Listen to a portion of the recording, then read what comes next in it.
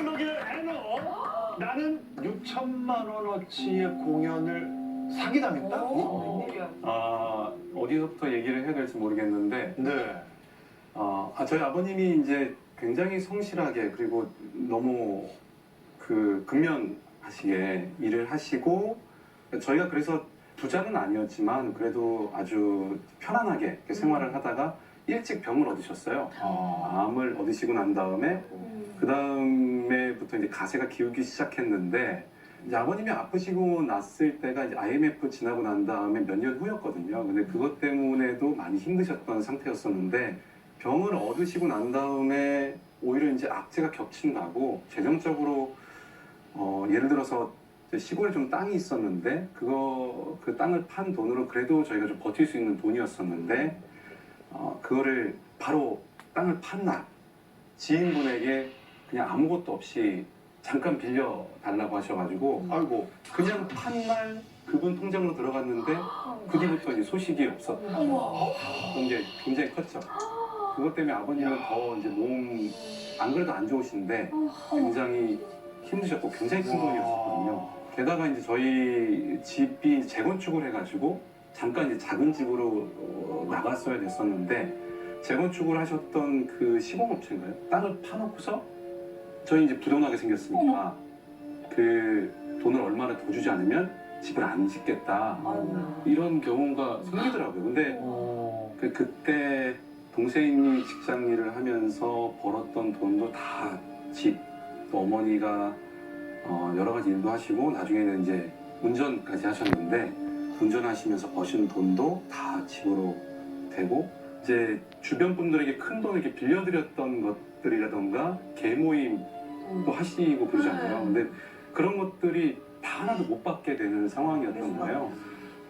그래서 집이 굉장히 많이 어려웠었던 시기가 있었죠. 그래서 그때 제가 어쩔 수 없이 이 이르게 가장이 됐었어야 됐는데, 막상 사회에 뛰어들고 보니 그게 그렇게 녹록치가 않더라고요. 뭐 하나 부딪혀가지고 되는 부분도 없었고, 뮤지컬을 하게 된 것도 우연찮게 이제 기회에 공연을 하나 하게 됐는데, 처음에는 버는 돈이 정말 너무 적었죠.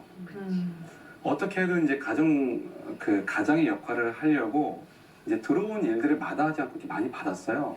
그런데 여기서 좀 힘들었던 게, 공연계를 좀 아시는 분은 제 말에 공감하실 텐데, 돈을 처음에 다 받지 못하거든요. 몇 번에 나눠서 뭐 20%, 20%, 20%, 마지막 40%. 그래서 오히려 공연이 3개월이면 이제 총 연습 기간까지 한 5개월 정도 되는데, 가장 큰 돈은 공연을 끝나고 난 다음에 받는 돈이 가장 큰 돈이에요. 근데 그 공연을 끝나고 받는 그 가장 큰 돈을 못 받는 경우가 태반이었어요. 말도 안 돼. 근데 그때만 해도 적게는 몇십만 원, 많게는 몇천만 원, 이 돈을 못 받게 되는데, 저한테 저희 가정에 있어서는 그때만 해도 그 돈이 바로 다음 달 생활비였었거든요. 잘 받겠구나. 네, 어떻게 하든 그 돈을 벌어였어야 되는데, 이게 법적인 걸 아무리 뭐 다 계약서를 쓰고 뭘 다 해도 결국에는 개인으로서 뭔가 그 채무 관계에 있어서 혜택을 볼 수 있는 방법이 없더라고요. 결국 그 돈은 못 받게 되고, 근데 그 돈이 몇 년 후에 제가 대충 계산해 보니 최소 6, 7천 정도는 되는 돈이었어요. 그동안 공연하면서 못 받은 돈이요? 얼마나 많나요? 행사비도 있고 뭐 공연비도 있고 뭐 그랬죠.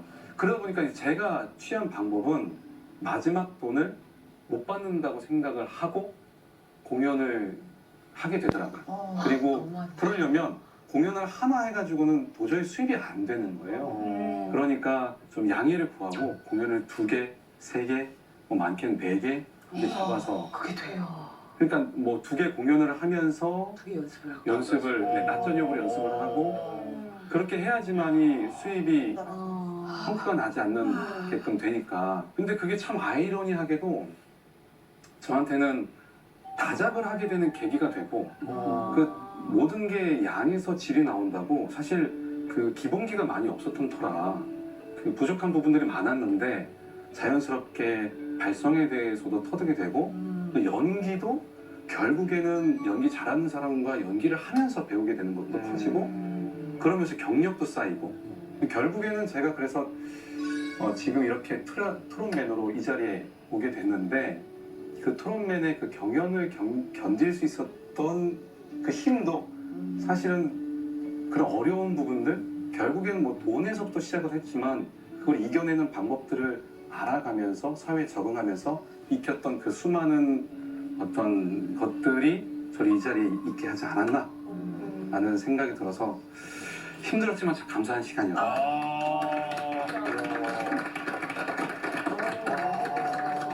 난 왜 공연을 하면서 오디션을 봤다고 얘기하는지 몰랐는데, 야, 할 삶이. 수밖에 없었네. 연속으로. 네. 예, 그러니까 나를 다작으로 몰게 해서 나를 훈련시킨 거군요, 삶이. 네네.